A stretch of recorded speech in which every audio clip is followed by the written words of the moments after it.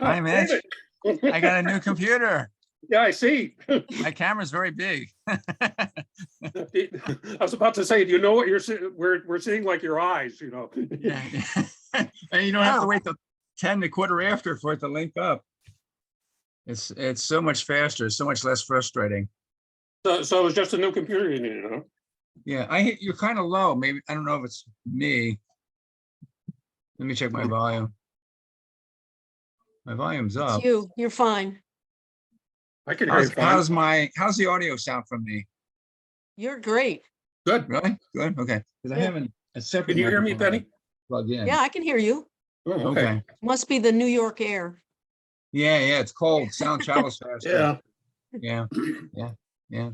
Well, there's a storm between you and us, so it takes a while to get through it. Yeah. It's actually between us, right? Because we're going to be on the northwest side of the storm, so we're going to get flurries tonight, and then mixed precipitation tomorrow morning. So I mean, it's going to rain a little bit. It's supposed to be 40 tomorrow, in the 40s tomorrow and Wednesday. So Yeah, the we're ice to that's the on my south of driveway it. should melt. What's that? We're to the south of it, so we're in the same boat. Okay. Oh, you're not. Okay, you may not get much. We're gonna get Right, slush. Yeah, Oh, I'm Or- sure Ray's itching to try out his fixed snow blower there. I told him he'd better, or Helmut's gonna have him, because were freezing Hey, wait a minute. One one whole day to get that foolish Oh, thing it was started. 2 hours. Oh. Yeah, uh-huh. Well, mechanical carburetors can be a problem. What's Getting that? adjusted right. That's a gross understatement, Dave. Something Well, if about you don't know dripping the right gasoline, adjustment, you I know? mean, they have tricks. That's why they got rid of carburetors and went to fuel injection. He needs a fuel injected snow blower. I don't know if they make Needs- those. He needs to Fuel- scrap gasoline in all its entities. Yeah. Do they So make electric snow blowers? Yes, I own one. Oh, We own one. No, but no, It's no. hers. Yes, I have an electric. He has this monster. who does the driveway? I did it the last time because his wouldn't start. Tomorrow we both can. I guess we could figure out who can throw the most snow, you know, Yeah. We could have a Yeah, contest. we'll have to have a contest. As long as the gravel stays on the ground. Yeah. That's the problem when you have oil and stone. So what kind is yours, Penny? oh, I know. It's an ego. It's a green Ego. Okay. They make lawnmowers We and bought it at the Saybrook Hardware store on Main Street. leaf blower, Ace Hardware, yeah. they Ace carry- Hardware. They're a distributor. Okay, because we have electric lawnmowers. We Yeah, have we do their Black too. and Decker. Yeah, we've gone from Black and Decker to, Well, we have Newton, but Newton. it's dying. yeah, Oh, they don't make them anymore. our Black and Decker's held up pretty good so far. Yeah, we had two. We wore them down. Not right now, other than the hybrid car and our grill, barbecue grill, we have nothing that runs on gasoline Well, there's one thing. When it runs. when it runs. Oh, and his god awful big Lord. snow blower. I mean, the thing's a tank, literally. It's got tank treads. It's huge. Is he gonna like do the neighborhood? He should, when he finally gets it started. Once you go a lot of trouble to get it started, it seems like you do them, you know. Yeah, you should use it. Anyway, You have electric chainsaws? yes, he has an electric chainsaw, electric drill, the whole deal.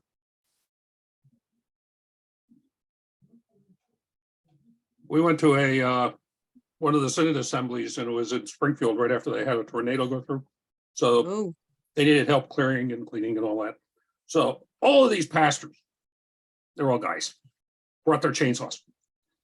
And I well, thought, this was a time that they convinced their spouses, see, honey, this was a good idea, but I was gonna need this thing. yeah, okay, I'm gonna do the work of the Lord of course. with my We did chainsaw. not get a chance to fix Carol's computer this week. Yeah, I don't know what happened. we this talked week. with her and kind of let it slide, She didn't say unfortunately. anything She yesterday. didn't say anything. Like, well, how come you haven't come over? You promised. Well, we didn't promise. Well, we did- talked about. we actually Go over there and Offered.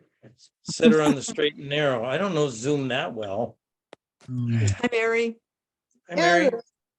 Are you getting anyone taking your after church opportunity? Yeah, we did have on Sunday. The first week it was just Edna and me. And then last week it was Julie and John, Edna and me.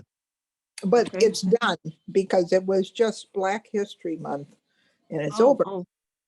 Oh, okay. We missed it. You missed You it. missed a lot of things. Well, one time, Well- the first time we were in Calumet and this last Sunday, I needed the meadow, that big dirt pile calls to me. Yeah. I'm gonna have to make sure I'm prepared to do something as soon as it warms up, which I have a sneaking suspicion it's gonna be earlier rather than later. Yeah.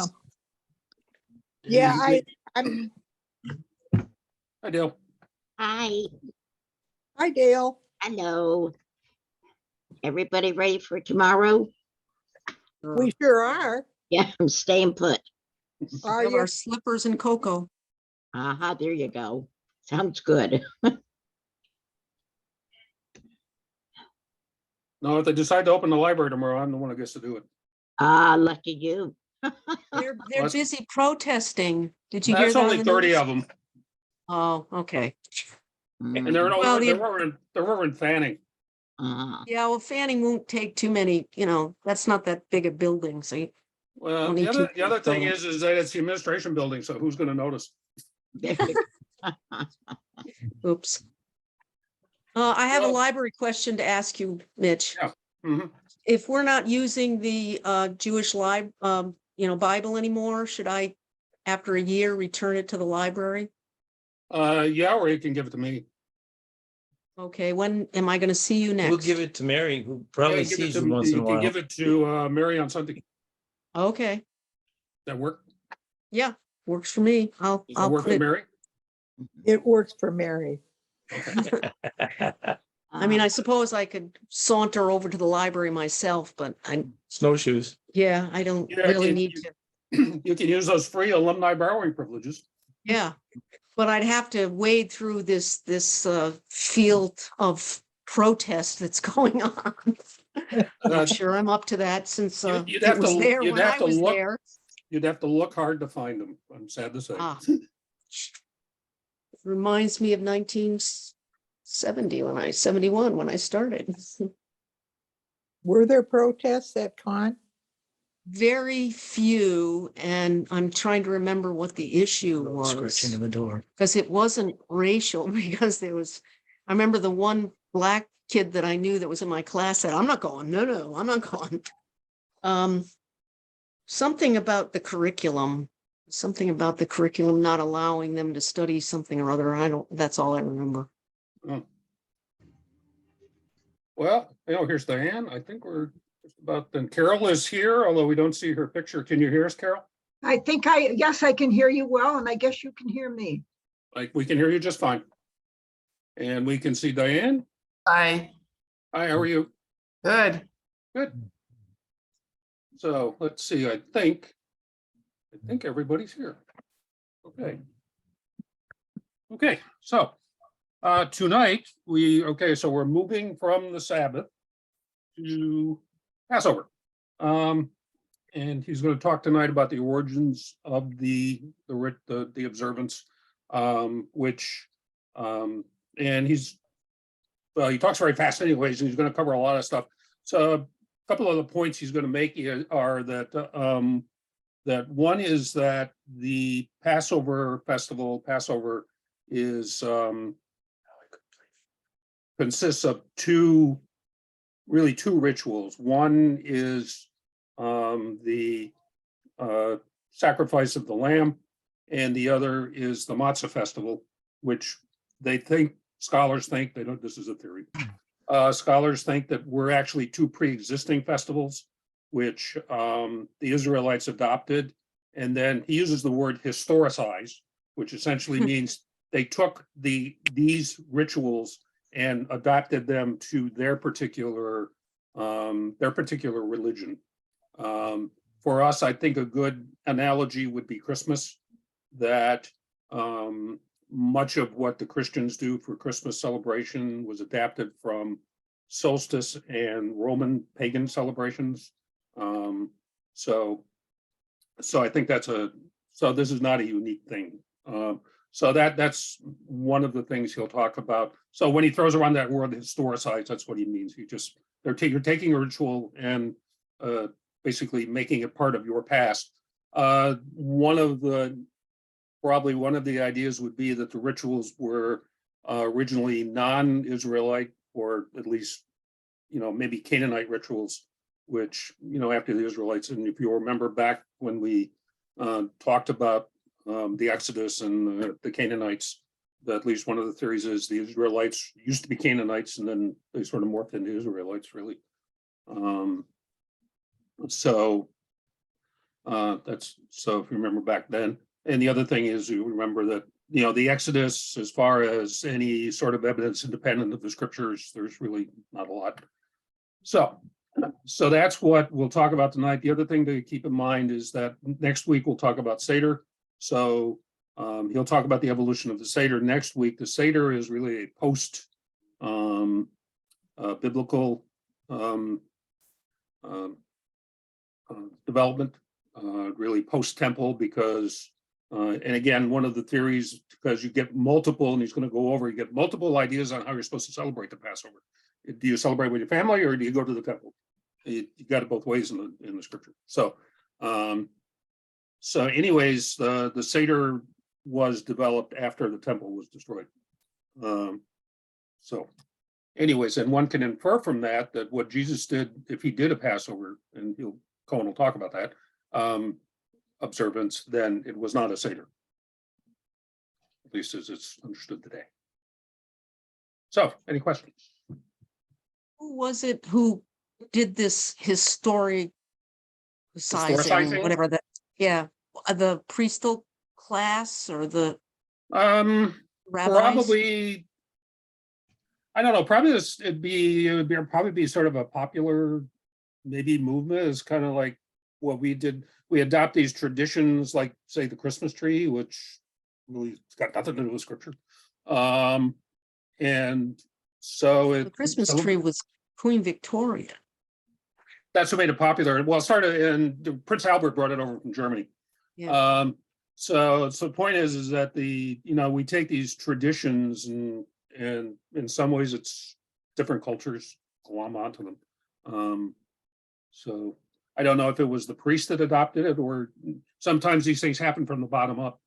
The Oh, people keep okay. doing these pagan rituals, and the priests have to find a way to sort of tame it, if you will. And so they'll make it part of their religion. Okay. Yeah, in some ways you can say we've kind of tried to tame Christmas, as opposed to being this, like drunken bacchanal that the Romans used to do. They turned it into this family holiday. So, Okay. but that's another story. So it could have been, I guess maybe it could have been an effort you had these rituals, and he'll go into these rituals, and it could be the effort to sort of tame them, if you will, good question. Okay. I am reading this book about the development of the Sabbath, and because Mary asked a question, which I still haven't really got to the end of the book to get the answer, but really it's just, how did the Sabbath become associated with worship? Because if you look in the Hebrew Bible and the Hebrew scripture, there's really no direction in there that one should worship on the Sabbath. One should abstain from work is the only real explicit direction. Now the priest got stuff to do, but there's nothing about corporate worship. So if I find any some answers, I'll pass them on. So with this, I'm going to mute everybody.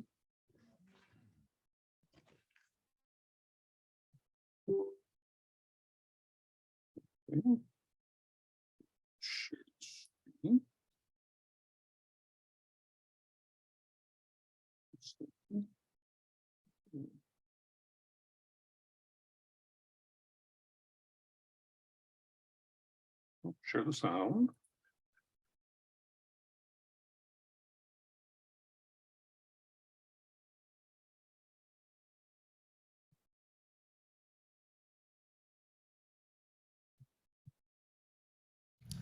Okay, now we're going to get started. Today we're going to begin our discussion of Passover, Easter, communion, Last Supper, all these related issues. There's too much material to squeeze into 1 week, so we have 2 weeks of material. So just to give you the lay of the land. Today we're looking at biblical material on the Paschal sacrifice and attendant rituals from the Hebrew Bible. That's today. Wednesday we'll be looking at the Jewish Seder, the celebration of Passover in post-biblical Judaism. Next week we'll be looking at the 2 main Christian adaptations of this. One is communion, the ritual of communion, or the Eucharist. The other is the Christian Pascha, or also Easter. So a lot going on here. So we have the biblical legacy splitting off and doing lots of different things. So I'm going to try to keep things straight by focusing in each session on one particular part of that development. Okay, so today we're talking about biblical material on the festival of Passover or Pascha. One word I'm going to use a lot is the word matzah. I'll be using that word a lot today and on Wednesday. So what is matzah? Here I found on the web a nice picture of a matzah, right? This is a close-up view of matzah. Now I'm going to ask you in 1 second, what are all these little holes in the matzah? You see that little holes there? Right? Okay, so here's another matzah close-up. The size of these is around 8 by 10 inches about. I swear as I get older that each year the boxes of matzah get smaller in the usual way of American capitalism. So it's about the size of a loose leaf sheet of paper originally. Now it's a little smaller. That's the square piece of matzah you buy in a box. So the square matzah is made by machine. So the machine has no leftovers anywhere. It's a square sheet. If you make it by hand, then the matzah turns out to be round. Okay, and it's also matzah made by hand is 3-dimensional. It's kind of wavy and curvy, whereas machine matzah is completely flat and smooth. Okay, you bakers in the class, even this handmade matzah, if you look closely, you'll see that line of marks caused by a little gizmo that goes through poking holes in the dough. Why do we poke holes in the matzah dough? Yes? So to keep it from rising? Keep it from rising, correct. The whole point of matzah is that it's not leavened, right? It is bread in the sense that it is flour and water, but it does not rise at all. We don't allow any bacteriological or yeast is a fungus, isn't it? Microbe. It's a microbe. There we go. Thank you. It's a microbe. Okay. Right. We don't allow the little beasties to ferment the dough. So it's very quick. You slap it together, flour and water, throw it into the oven, right? And also we run little pricks, gizmos in it. Same way you do make pizza dough, right? Pizza dough, so prevent it from rising. So to make sure it does not rise and make sure the dough is completely baked through. That's why we puncture holes in it. Okay, that's matzah. That's matzah, okay? A circular matzah like this is about the diameter of a foot or so. It's full of pascha, and also matzah. So let's discuss the 2 words for a second. So we begin with the word Pesach, which is the Hebrew way of saying Passover. Pesach. What does that mean? Well, it's usually translated Passover, right? Hence the festival is known as Passover, right? So who passed over what? The angel of death passed over the houses, the angel of death passed over the houses of the Israelites. That's the verb that's used, to pasach. Right, as I note here, it's not clear it really means to pass over, skip or jump, maybe to protect. Doesn't mean the angels passed over. Anyway, the philologist debates, but what do we care? There's notes in the JSB on the subject, and for millennia of Jews have called this Passover, so we're not going to change that now. So Pasach then means to skip over, jump over. The angel of death skips over, or the destroyer skips over the houses of the Israelites and does not destroy any of the Israelites. Okay, that's the word Pesach. It refers then to a sacrifice, which I'll discuss in a moment, and to a festival associated with the sacrifice. Let's do the word sacrifice now. What do I mean by sacrifice? What do I mean by sacrifice? Do I mean that your parents made a sacrifice to send you to Harvard? No, that's a metaphorical meaning. I'm here using it in its real meaning. What is a sacrifice? Trust me, I've got 2 kids in college. Trust me, they're making a sacrifice to send you to Harvard, right? So what does it mean? A A lamb, right, a lamb or a goat, right? So which is slaughtered, and then the meat is processed in a ritual way and consumed in a ritual way. That's the sacrifice. Okay, we're also going to talk about matzah. I already showed you pictures of matzah. Matzah then is simply unleavened bread, a word of uncertain etymology, but it clearly means unleavened bread, bread that has not been allowed to rise. Okay, let's get to work then. We have the vocabulary, Pesach, referring to the sacrifice of a lamb or a goat, and the ritual processing of the meat and the blood and so on. And we have matzah, unleavened bread. Okay, let's go to work. The Torah sometimes conflates and distinguishes a one-day Pesach festival from a seven-day matzah festival. This is already getting confusing, right? In popular parlance, if you went to Hebrew school, right, you know that we talk about the festival of Passover. And how many days is the festival of Passover? 7/8, right. In the Torah, it's a 7-day festival, right? Then later Rabbinic Judaism, for complicated reasons, it turns out to be an 8-day festival, which I won't pursue at the moment. So we have a 7-day festival, and it's loosely called the Festival of Passover. If you read the Hebrew biblical text carefully, and no doubt you do, then you will notice sometimes some very disturbing phenomena that the texts don't always say what I just said. We have a 7-day Passover festival, a 7-day Pesach festival.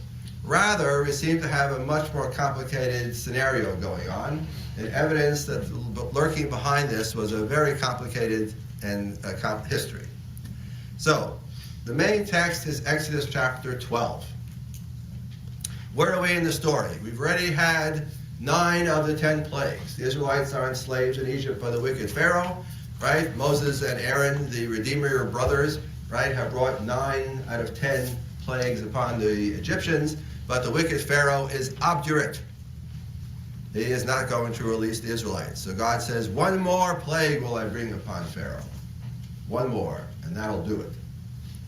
And that is the plague of the death of the firstborn. Right, that all the firstborn Egyptians shall be slain in one evening in a miraculous display of divine might, and then Pharaoh will finally relent and allow the Israelites to leave.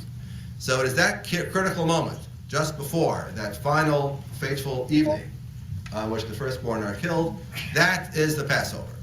That's the setting for Exodus chapter 12, which lays out in great detail the rules and laws, rituals regarding the Paschal sacrifice. Paschal, that's the noun we use from Pesach, right? So Paschal, P-A-S-C-A-L or P-A-S-C-H-A-L. We really should have an H in it. Okay, Paschal. Okay, Exodus chapter 12.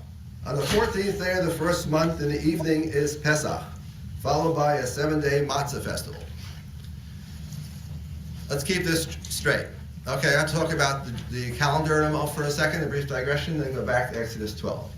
How does the Hebrew calendar work? Answer, this is another complicated, this is a swamp. Trust me on this one, you don't want to get stuck in this one. So I'll have to go very fast and tread very lightly over here. Okay, what does a month mean? A month. Why does a month, why does our month, January, February, etc., have 29, 30, 31 days? Because we take the solar year and divide it by 12. Our months have no connection with the original month. What does the word month come from? Moon. Does our month have any connection with the moon? 0.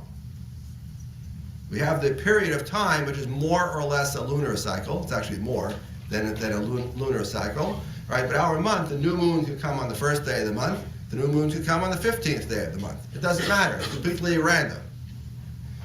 In the Hebrew Bible, apparently, a month really was lunar.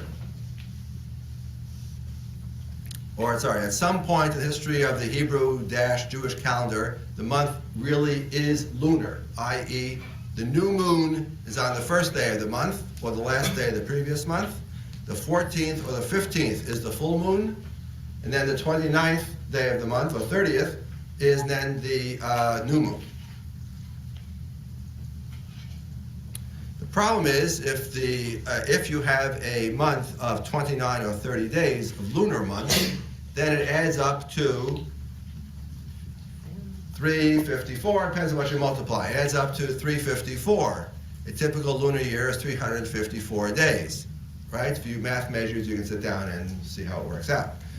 354 days. It's 6 times 30 plus 6 times 29 is 354. 354 days of the lunar year is 12 lunar months is too short to fit the solar year. Now that's okay if you don't worry about the fact that the months will go through the seasons.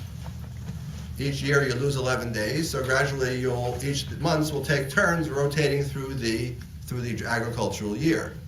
However, if you want your month to stay in sync with the season, then you've got to figure out a way to take the lunar month and connect it to the solar year, because the sun determines the seasons.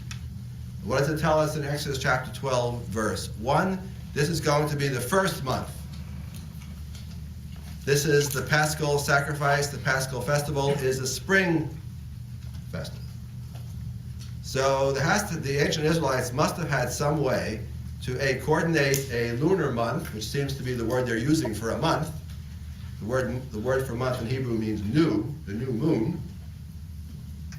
They have a way to coordinate the month with the solar year. I know how later Jews did it. I don't know how the people in the biblical times did it. We don't know. It's confusing. But later on, they have a way of intercalating, that's the word, intercalating extra days each year so that the 354-day lunar year gets supplemented with some extra days, an extra month. Turns out later on, 7 times out of every 19 years in a cycle, you add an extra month. So that the lunar year and the solar year can be kept in sync. Whether that's the calendar in use in the book of Exodus, I do not know, nor does anybody else. So we have 3 possibilities. A solar year, which is what we have. Solar year, we pay no attention to the moon. A lunar year, which would be simply each month is determined by the moon. 12 months go by, you have a year. You lose 11 days on the calendar, but hey, so what? Then we have a solely lunar calendar. Lunar by the month, solar by the year, so that these stay in sync with each other. Okay? Is that too much information? Then more than you wanted to know about the calendar, right? Our assumption is, that's enough, Shia, enough. Okay, so it seems then that Passover, the Paschal sacrifice, is to be on the first month, it calls it, the first month of the year, which is in the spring. Cultures divide whether the new year occurs in the spring or the fall. So here we have the first month is in the spring. This is a spring festival, and this to be brought on the 15th day of the 14th day of the first month is the Paschal sacrifice, followed by a 7-day matzah festival on the 15th through the 21st. Next piece of information you need to know. In the later Jewish calendar, and apparently also in the biblical calendar, the Israelite biblical calendar, the day begins the night before. All right, you don't know what that means, you're completely befuddled, right? What does it mean the day begins the night before? Right, that at dusk, in the evening, we go from one day to the next. We don't do this artificial thing of 12 midnight starts a day. No, a day begins at dusk. Not in the morning, at dusk. So, the 14th day of Nisan, the first month, 14th day of the first month, right? The sun is getting low on the horizon. The Israelites have slaughtered the Paschal lamb on the 14th day. As the sun sinks below the horizon, we now are on the 15th day of the first month, and that's when they eat the Paschal lamb on the 14th into the 15th, into the late afternoon into the evening, and they need to finish it before midnight. Why? Don't know. That's what it says. Okay, I'll stop here. Questions? This is a key thing. This chronology is going to come back next week to haunt us, so you got to pay attention. Okay, you understand the chronology. 14th day is slaughter of the Paschal lamb. 15th day, which begins the 14th at dusk. 15th begins the 7-day matzah festival. The 14th is the slaughter of the Paschal lamb. Got it? Questions? B, or you look unhappy or upset about Well, something? do we have any idea why you ought not to eat the marrow? No, I have no idea. There are all kinds of ritual prescriptions in Exodus 12. I don't have time to deal with them all. Perhaps in section you could sit down and actually read Exodus 12 slowly and carefully. It is, yeah, interesting, that's the word. It's interesting. All kinds of prescriptions there. Okay?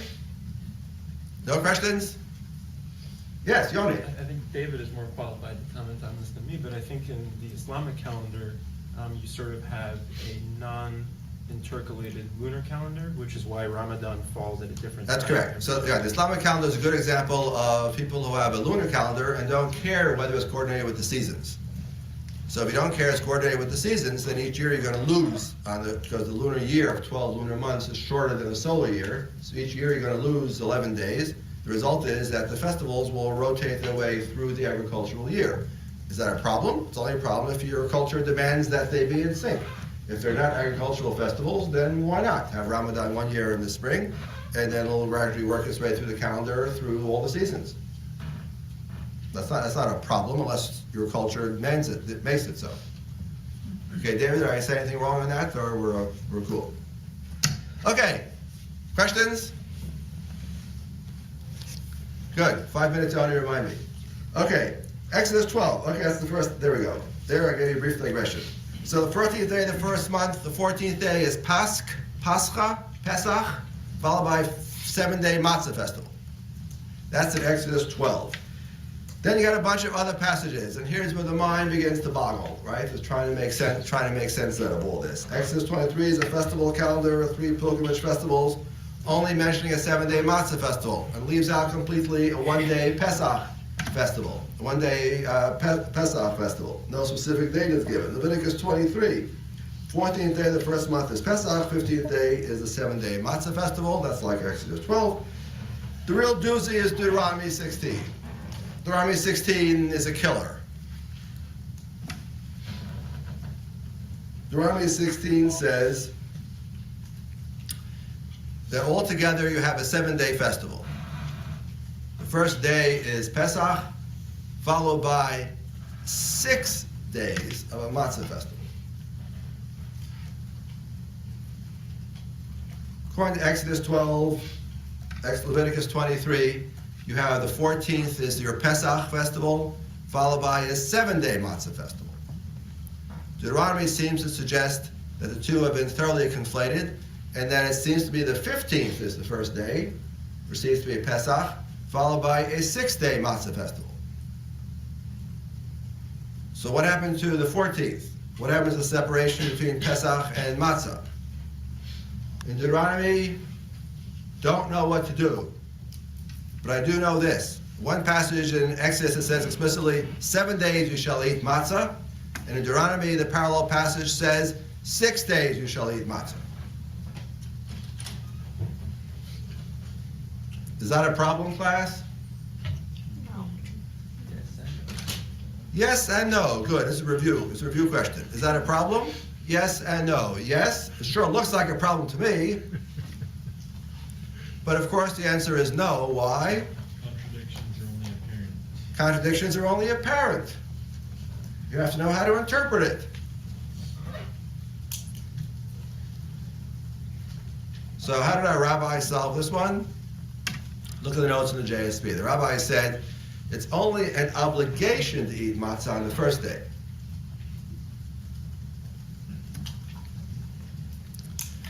Arguing that 6 days you may eat matzah if you want to eat matzah. You could sit and eat carrots all day. There's no actual obligation to eat matzah as long as you don't eat leavened bread. The only day upon which there's an obligation to actually eat matzah is the first day.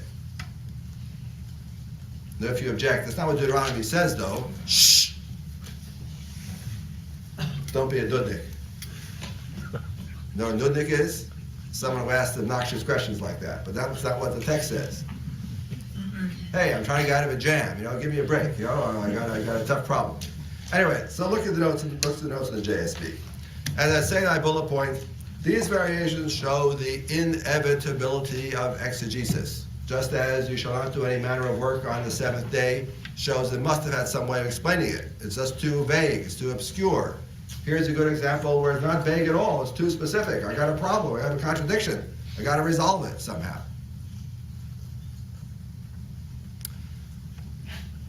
Okay.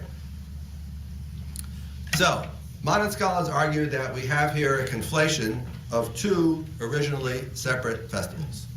This, for our purposes, doesn't really matter, but hey, let's just try to solve these problems quickly, right? Modern scholars say these contradictions, these tensions, this parallel terminology, Pesach, Matzah, suggests we have two separate festivals that have been conflated. On the one hand, we have a Pesach festival. Pesach is a sacrifice, pastoral in origin. That's why you're slaughtering lambs and goats, because it has to do with the flocks. And it is apotropaic. Ah, a word I can use casually now in conversation. Yes, so what is apotropaic? Oh, good. Delighted. Right. Averting evil, turning away evil or destruction. Right? That's what's lurking behind the story of the Paschal sacrifice. Saves the Israelites from a destroyer. It is apotropaic. Turning off evil. Protecting flocks, protecting the firstborn, protecting the young, or something like that. You know, we sacrifice the one to protect the others. Then there's a Matzah festival, which seems to be agrarian. You know, fresh harvest, early spring harvest, fresh sprouts, that kind of stuff, right? Why is it unleavened? I don't know exactly. Look at your anthropologist friends, they'll try to explain it to you. But it has to do with spring, harvest, beginning of the agricultural cycle, beginning of the agricultural year, etc., etc. The 7-day Matzah festival. One agrarian, one pastoral, one apotropaic, one celebrating the natural cycle.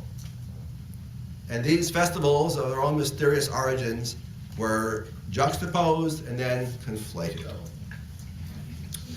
So the Paschal sacrifice, the Pesach sacrifice is home and family based, right? That's the whole point of Exodus chapter 12. Exodus chapter 12, each family, each clan is to slaughter a lamb and eat it. So a nuclear family of mom, dad, and 2 kids can't eat a whole lamb. Right? So how are you going to consume a whole lamb in one sitting? Answer, you invite Uncle Morris and Aunt Sylvia, you know, and the whole family over, and then you've got a big family feast. Right? So it's fundamentally a family feast. And it's done by tent. Right? Each tent, presumably each clan gets together and has its own lamb, which was slaughtered and consumed on that evening. So it seems to be a home-based ritual. Right? Ritual by tent. Later on we would say by house or by household.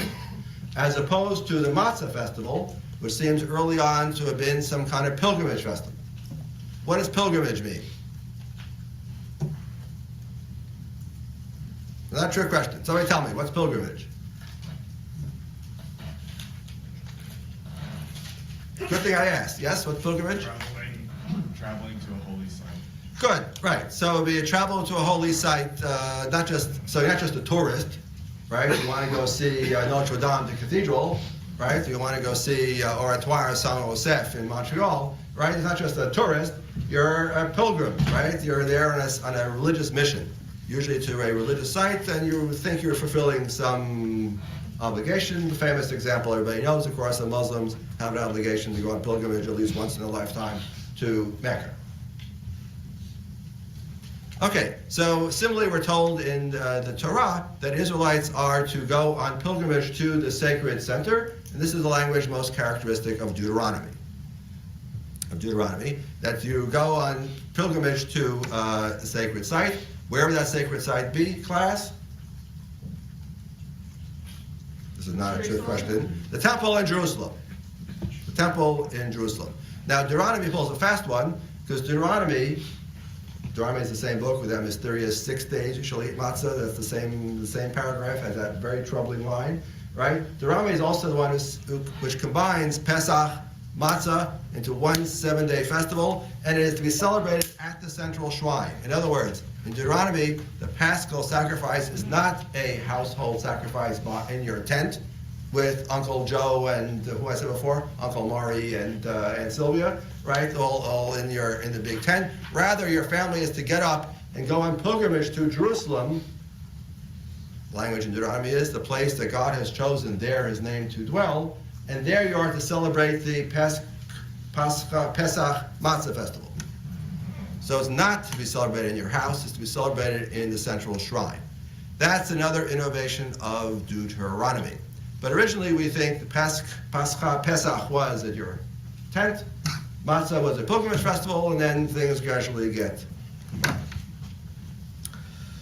Last and not least, both of these get historicized, we associate the Exodus from Egypt.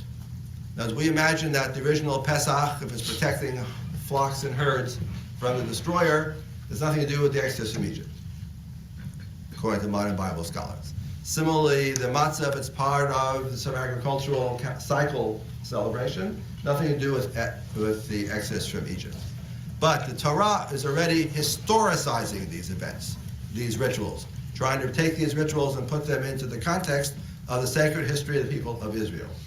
So, why do we eat matzah, class, according to Exodus 12? Why do we eat unleavened bread? It's an agricultural celebration. No. That's, I just told you, that's what the modern Bible scholars say. So, of course, that's correct. But it's not the answer I'm looking for at this moment. In Exodus chapter 12, why do we have unleavened bread? Why do we eat matzah? You're fleeing from Egypt. So We're in a big hurry. We're in a hurry to leave, right? Any of you make bread in your bread machine? You know, a typical cycle is 3 hours and 40 minutes, right? Well, a matzah cycle is 18 minutes. From beginning to end is only 18 minutes to get into the oven, and then it comes out in 5 minutes, and you're done. If you're in a hurry, matzah is for you. So according to Exodus 12, it's historicizing it. I'll tell you why we eat unleavened bread, because our ancestors were in a terrible rush to get out of Egypt. They didn't have time for the 3-hour bread cycle. Similarly, why do we slaughter the Paschal lamb? According to Exodus 12? You need that lamb to put on your doorpost. So. Because we need the blood. The point of the Paschal lamb is to give us the blood. As anybody knows who reads the book of Leviticus, and we'll talk about this in a couple of weeks, right? The key stuff of sacrificial ritual in ancient Israel is the blood. Because the life is in the blood, as it says in Leviticus 17. So what you do with the blood is what distinguishes, even in Deuteronomy, is what distinguishes sacred slaughter from profane slaughter. Okay, I'm a little ahead of myself there. Okay, but it's the blood. What do we Israelites do with the blood in Egypt? Put it on the doorposts. Put it on the doorpost. Why do we put it on the doorpost? Because that is what keeps the destroyer at bay. Right? That's why the destroyer passes over the houses of the Israelites and directs his maleficent attention to the houses of the Egyptians. So here again, Exodus 12 is historicizing this ritual, historicizing the whole Paschal sacrifice, right? By putting it into part and parcel of the sacred story of Israelites leaving Egypt. We modern scholars, respectfully, well, usually not respectfully at all, we modern scholars, right, suggest that this is a secondary interpretation of what had been earlier rituals, which the narrator of Exodus 12 was trying to bring into the sacred calendar of Israel.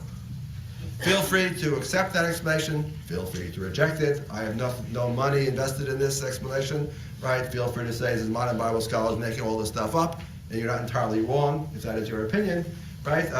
However, I'm duty bound, due diligence. I gotta say what people out there think. If you want to get a PhD, this is what you have to believe.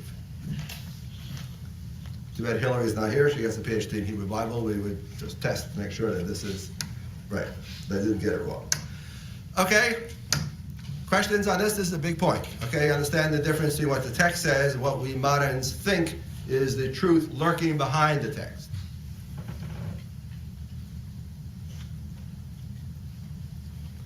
Okay. Let's let's look briefly at that ritual in Exodus 12, then we go to the next big point. So what do you do according to Exodus 12?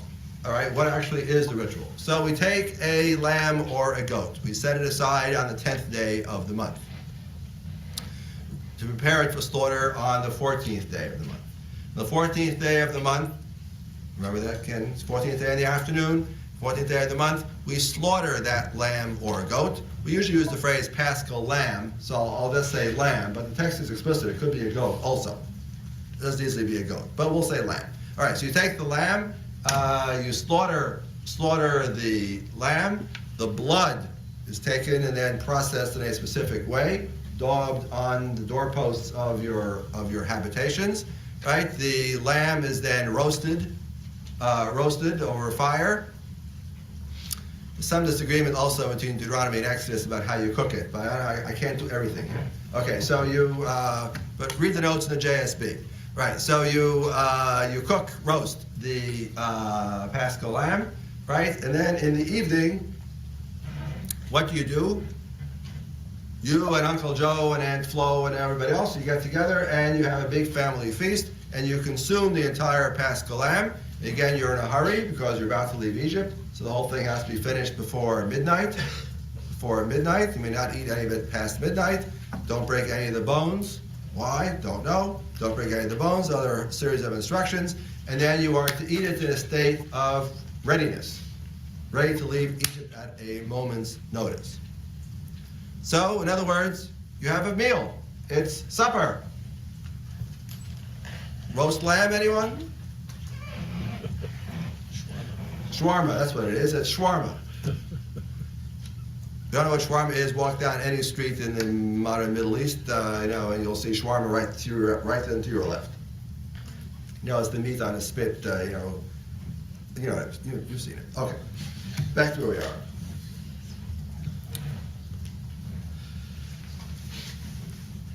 Now, yes, question. Yes, sir.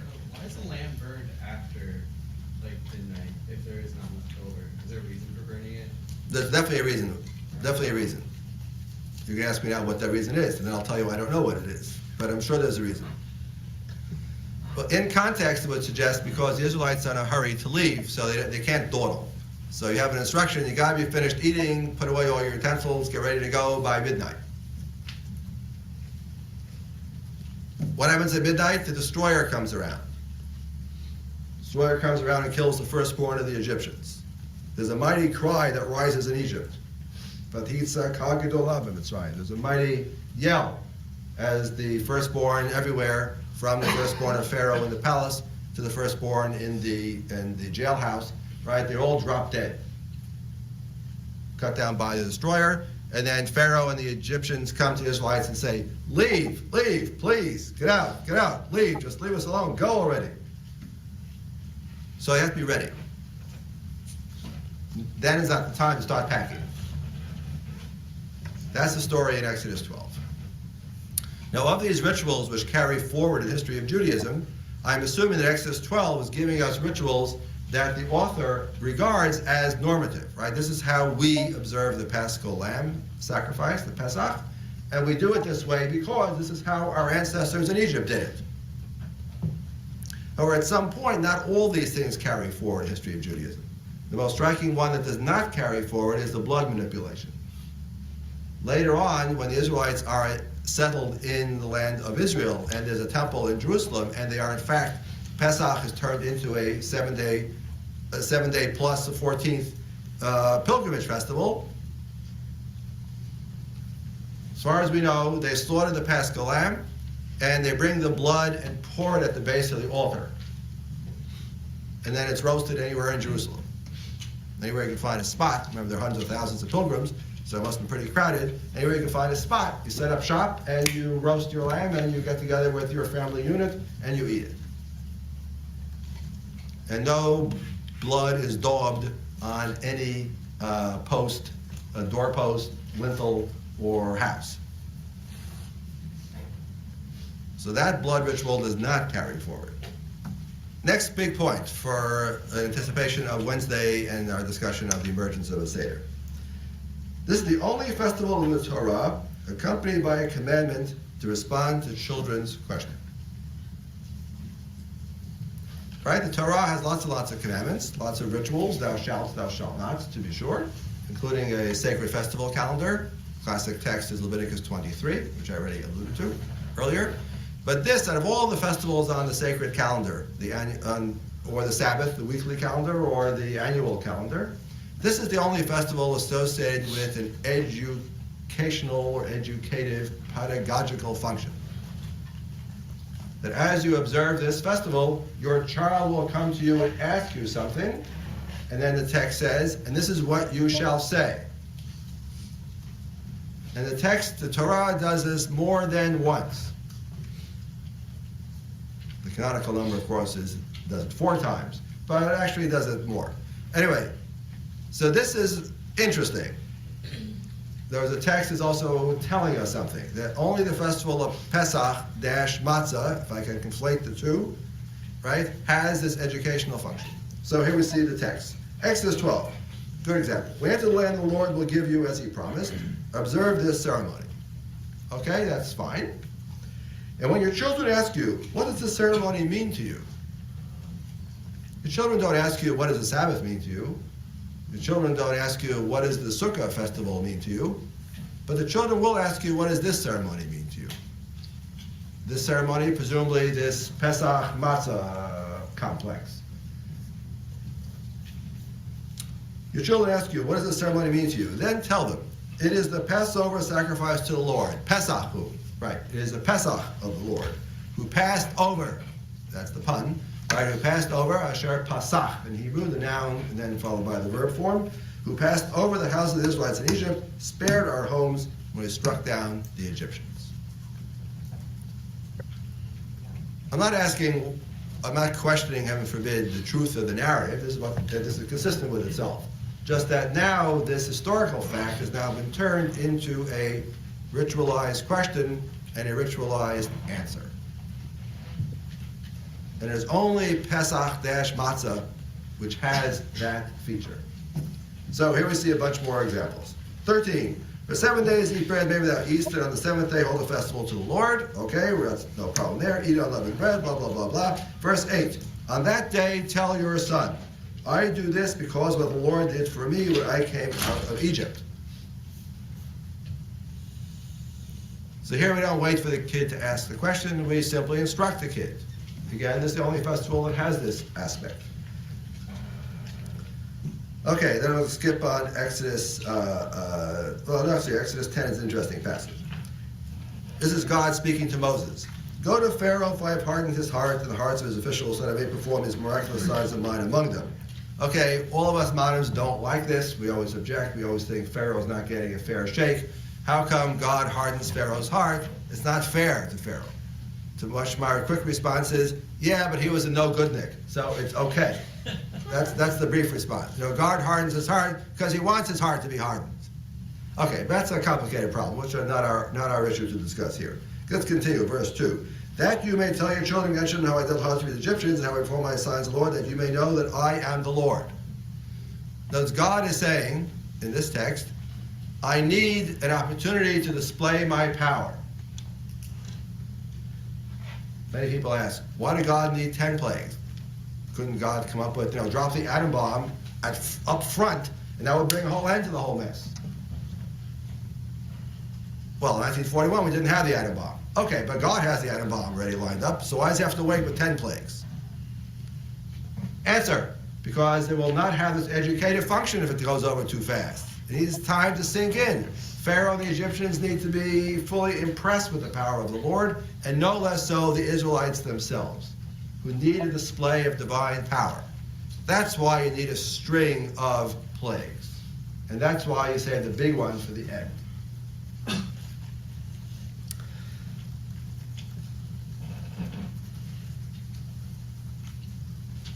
Okay, and then we have in Exodus 13, Deuteronomy 6. Okay, presumably is out of these passages in the Torah, which associate Pesach, the redemption from Egypt, Pesach-Matzah, associate that festival with this educative function, with this ritualized question followed by a ritualized reply. Presumably here is where we're going to find the origins of what will later on become a Seder. And that's what we'll be talking about on Wednesday. What is a Seder? Well, the word Seder in Hebrew literally means order or arrangement. So in other words, it's a script. Everything is laid out. It is just prescribed and described. So what is a Seder? So here's my definition of a Seder. I admit not very elegant, but I think it gets the job done. The Seder is a meal eaten and a ritual performed on the first night of Passover. When's the first night of Passover, class? The 14th day into dusk into the 15th. Got it? I'm telling you, keep this straight for next week. You're gonna need it. Right. The 14th day at dusk turns into the 15th. That's the first night of what we now call the 7-day Pesach Matzah Festival. So, that's the meal eaten and ritual performed on that night. Why am I so careful on the chronology? You'll see. It has to do with Jesus. You'll see. On the first night in the Gospel of John. That's next week. On the first night of Passover, consisting of symbolic food and real food. Right? You eat a big meal. Ritualized gestures and ritualized speech. What are ritualized gestures? This is the matzah. This is the bitter herbs. And various Jewish communities have all kinds of ritualized gestures as far as they're customary. And ritualized speech. Question and reply, but it's not so much a free-flowing. The Seder is it's scripted. It's scripted. Questions, answers, benedictions, praise, scriptural exegesis, narrative. And that whole kit and caboodle is what we mean by the Seder. The scripted meal, the scripturalized talking, the scripturalized speech, the scripturalized prayer, it's all scripted. And the book that we use is the book we call the Haggadah, which I'll come back to, of course, on Wednesday. Anyway, this is the big question, class, and with this I will conclude. Do you see a Seder, as defined here in this rather inelegant but rather full definition? Do you see a Seder in the Torah texts? Now, I've given you on the handout, on all those bullet points, I've given you all of the relevant Torah texts. I'm not hiding anything from you. You don't have to worry that I got one up my sleeve somewhere that I'll pull out and surprise you. No. I've done due diligence here. I've given you all the relevant Torah texts. When your child asks you, this is what you should say, instruct your child. When they ask you, what does this mean? This is what you would say. Tell them how the mighty hand of the Lord took us out of Egypt, blah, blah. I'll give you all the texts. Do you see a Seder in those texts? No. The answer has to be no. You do see something unusual, right? You do see this educational function of Passover, which is not associated with any other festival in the Torah, not even the Sabbath. So that's something. But I would argue that's the hook upon which the Seder will later on hang. Or that's the spark, if you want. Or that's the catalyst. Or I don't know, whatever word you want. Right? That will explain where the Seder comes from. And not surprisingly, these verses, these paragraphs, loom large in the Haggadah text, in the scripted text. We play up and read aloud these verses, which say, the father must teach his son, must reply to his son, and if your son asks you on such as, child. If your child asks you on such and such a day, this is what you should say in reply, and so on. We play up those texts in the Seder ritual itself, as if to say, this is how we are fulfilling the mandate of Scripture. But Scripture itself does not have this whole rigmarole, this whole series of scripted, ritualized acts surrounding the Paschal eating of the Paschal lamb. And ultimately, that's what turns the eating of the Paschal lamb from a meal into a Seder. It is all this scripted stuff. So, repeat, do we see that scripted stuff in Scripture? No. We will see it, however, on Wednesday when we look at the Rabbinic Seder and Rabbinic Haggadah text. Okay. Okay.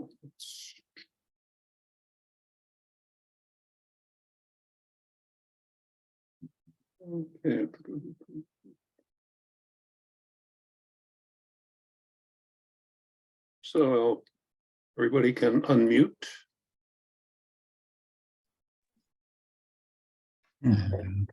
So when he was talking about the notes in the JSB, I just wanted to refer you to them so we can, because he went over a lot of stuff in a hurry there. So if you look at pages 125 to 127, the notes, this is chapter 12 in Exodus. They will, and you can read over it at your leisure, but they go over some of what he talked about as far as for instance, the predecessor rituals of the of Passover and the Matzah festival, and also and actually, and one interesting thing in footnotes it says here was that at least they interpret the word Hesa as to mean to protect, which would go back to that word he used, apotropaic, where you do something to ward off evil spirits. So it probably had its origins, they theorize it had its origins in when the shepherds were about to go out into the fields and they would sacrifice a sheep to protect the other sheep. Which I guess is okay as long as you're not the sheep. Yeah. So that was an awful lot there. Yeah, he reminded me to go out and buy my box of matzahs. I haven't bought them yet. Gotta have my matzahs once a year. Okay, well, once a year's enough. Homemade looks better to me, but Aha. they're like saltine crackers with, Without the salt. yeah, they're kind of bland saltine crackers. Mm. We did a Lenten festival several years ago, and I had some matzah there, Oh. and took a while to figure out what to do with the leftovers. So, are there any questions? Or any How thoughts? is the first month? He said the 14th day of the first month starts the celebration. How is Yeah. the first month determined? Okay. So the first month here.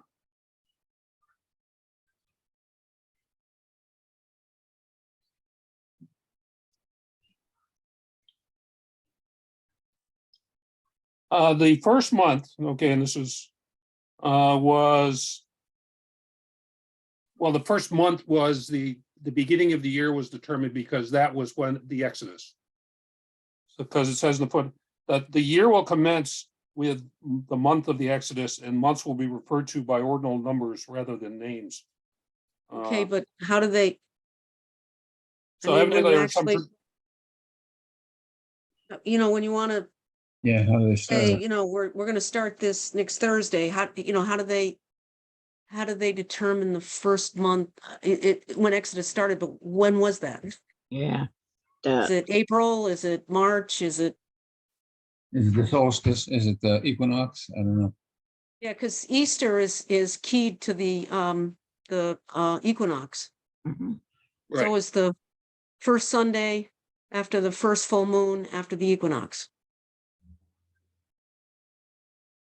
No, let's see. That is correct. I got Easter down. I just don't understand Passover.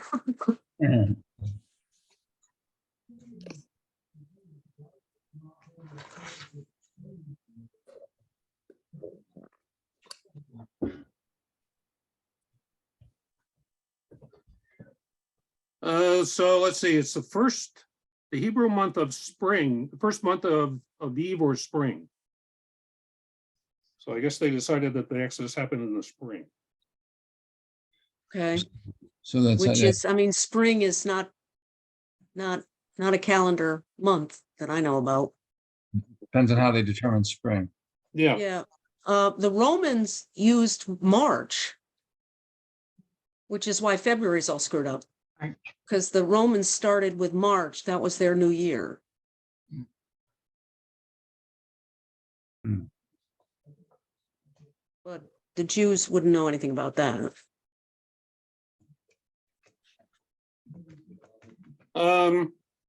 well, I guess what they did was they used the It begins on the night of a full moon after the northern vernal equinox. Ah, there you go. Yeah, So That's Okay, when they decided to spring the same way. so it we- is the same as Easter. Yeah, yeah. So say that again, it's the first full moon after the equinox? yeah, And it's the 14th day of after the first full moon after the equinox. Because it said it was the 14th day of the first month, and the first well, month actually, starts. no, see, No? the 15th, okay, so the 14th day, which is the evening, the Seder meal is eaten, it's Passover. Let's see, the 15th day of Nisan, typically, that's the first month, typically begins on the night of a full moon after the northern vernal equinox. Oh, So, okay, so when the full moon after the vernal equinox, so it's the same, so it's like Easter, where Easter is, that's why Passover and they're never out the same day, but they sort of come together. right. Because Easter is the first, right there, it's the first It's Sunday. the after first full moon. Sunday after the full moon, but Passover starts on the first day of the full moon? Yeah. Okay, I got it. Thank you. Does anybody understand it different? Well, where does the 14th day come in? Is that, oh, I know, because the month starts on the new moon. And 14 days later would be the full moon, Yeah, the full moon. Right, right, David, right? yeah, it'd be about the full moon. So it starts on the full moon, which, more or less is the 14th day. Sometimes there's a little variation there, but okay. Put a little asterisk here.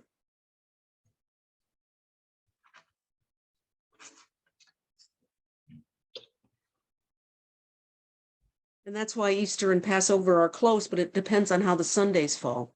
Yeah. On the full moon, That's when it gets, full moon might fall between the 14th and 15th day. Depending on Yeah, exactly, depending on exactly when the equinox occurs. Doesn't Yeah. always occurs varies during the day, it can occur late in the day, early in the day. yeah, because the equinox is hour to hour, minute to minute, second to second. At least now it is. I'm just guessing. So there's some subtle differences. So there could be a little variation that way, maybe.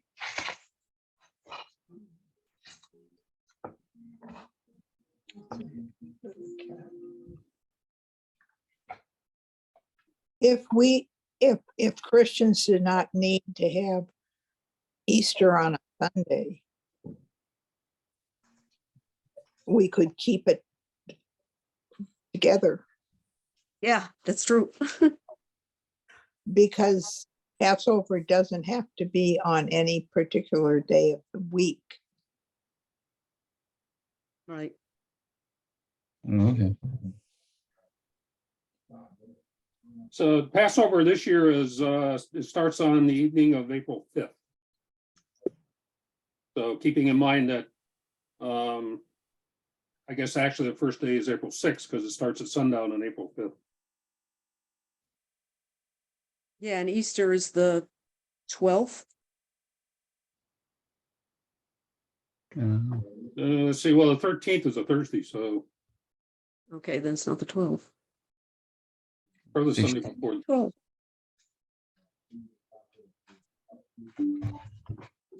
13, 14, 15, 16, is the later than that? No. It's the 9th, April 9th. Oh, it's April 9th. Yeah. Oh, okay.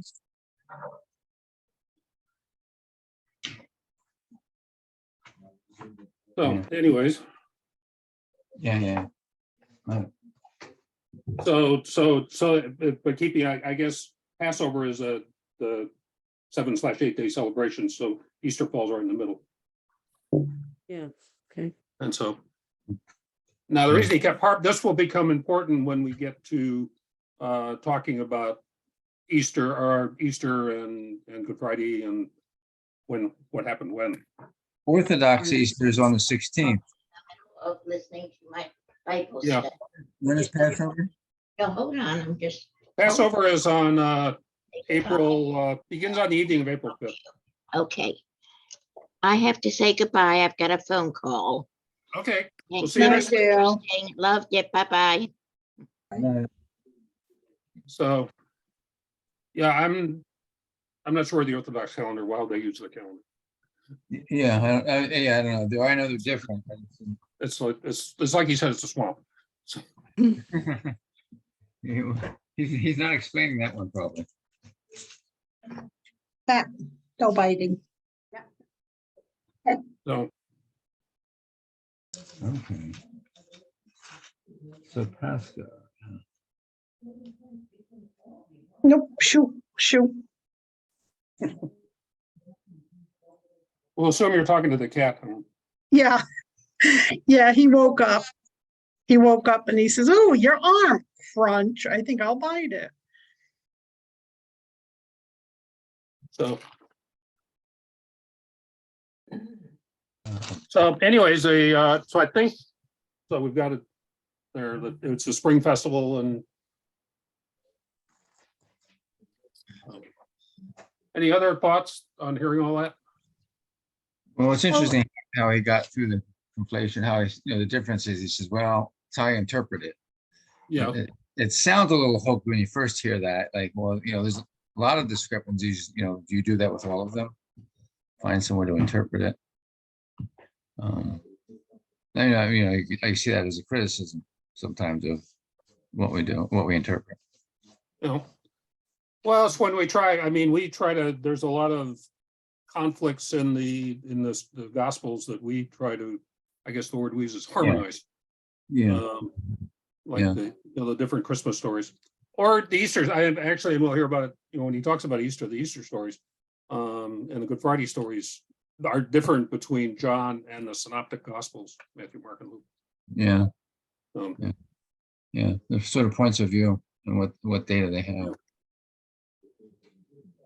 Well, John was being kind of much more, I don't know, not theoretical, but more poetic, big picture. And the synoptics were, especially Mark, just the facts. Well, there's that, but there's also the fact, for instance, that Passover, I'll give you the spoiler that basically in John, Jesus dies at sundown on the 14th day of Nisan. Oh. So he So dies. he actually pulls it right in there. Okay. Yeah. So, and he dies as the lambs are being slaughtered in the temple. Oh, of course. Yeah. Yeah. Well, he would need to make that connection. Yeah, so he may see, unlike the synoptics, Cohen said, to me, it's clear, Cohen doesn't think it's quite so clear, but I think it's pretty clear that in the synoptics, what you have on Thursday is a Paschal meal, the observance of the Passover. So that's what's had, because he explicitly says in one of them, go find a place for me to keep the Passover. I presume that's what they're doing. So the three synoptics have him dying after the crucifixion happens after, whereas it happens in John as the lambs are being slaughtered, because for the Christians, Christ is the Paschal sacrifice. Yeah. Yeah. And as I said, John's more concerned or oriented to the spiritual meaning rather than the, hour by hour actual events. Yeah. So the point is, then we probably have to accept the fact that there may be things in Scripture which may not exactly, maybe at variance with the historic events, or it may be a multiplicity of explanations, stuff like that. There's a multiplicity of explanations. It's the fact that Jesus died on the 14th, Friday, he's buried. Then on the 15th is day 2, and then when Sunday morning comes, that's the evening of the next day comes the 3rd day. So although it elapses about 48 hours, it's really 3 days the way they count. Yeah. And then he said, "I'll rise in 3 days." Yeah. Well, that's a whole nother question. How do you get 3 days from Friday to Sunday? That's what I'm saying. Friday early, because the day changes at dusk. Yeah. So he dies before dusk. After dusk is the 2nd day already, and then dusk the next day he goes into the 3rd day before Sunday morning. He rises. Yeah, but it's one of those questions people have. Yeah, you're right. Okay. What'd you say that, Mayor? I think David has explained it very well. That's one of the things we work at really hard, the 3 days in the tomb. Yeah. Hard to find. It certainly is not 3 24-hour days. Right. Yeah, that's what I'm saying. 'Cause it's hard to do. And of course, the 3 days in the tomb are like Jonah's 3 days in the belly of the fish, Yeah. which also has its issues. The whole, yeah, among others. Yeah. But we put a great deal of stock in 3 days. Yeah. Well, Jesus. Well, that's the legacy of John's gospel and the power of it. You know, you could call it poetry if you want, but actually it's spirituality and make, you know, all of a sudden 3 days becomes not just 3 24 hours, as you say, it's more in depth than that. Yeah, and I think I'm right that Paul uses 3 days.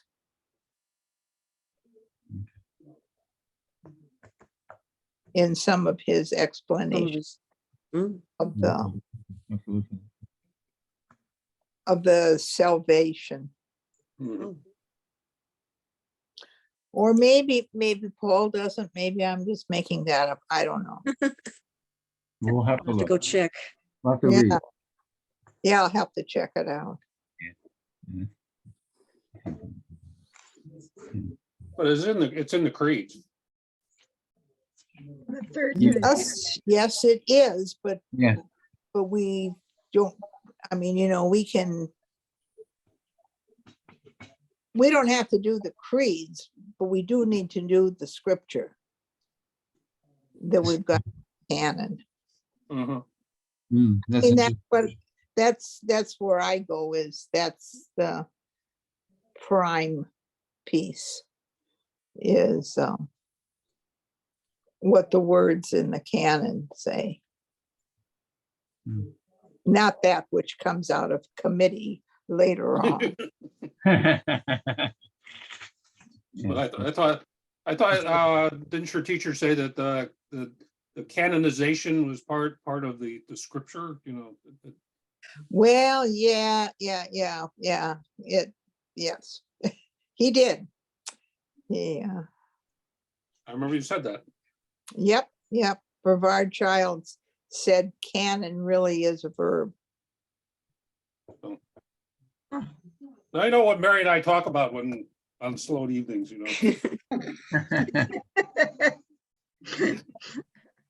It gets us great places, yeah. So, or a long car drive. So, okay, anything else? No. Okay, so we will adjourn again until next week, and we'll talk about the Seder. So everybody have a good night. Good night. Thank you. Thanks, Mitch. Yep. Take care.